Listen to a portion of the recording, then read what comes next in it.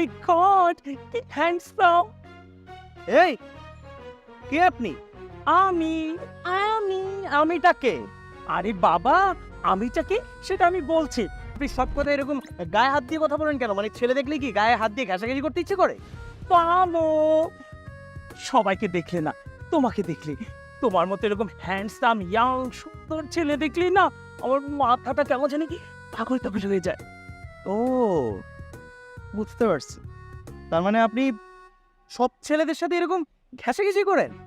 আরে না না, শুধু তোমার মতো হ্যান্ডসাম ছেলের সাথে। আর বাবু, তুমি এত রাগ করো কেন? তোমাকে দেখার পর না, প্রথম দর্শনে আমি একদম ক্রাশ খেয়ে গেছি। প্লিজ তুমি একটু রাজি হয়ে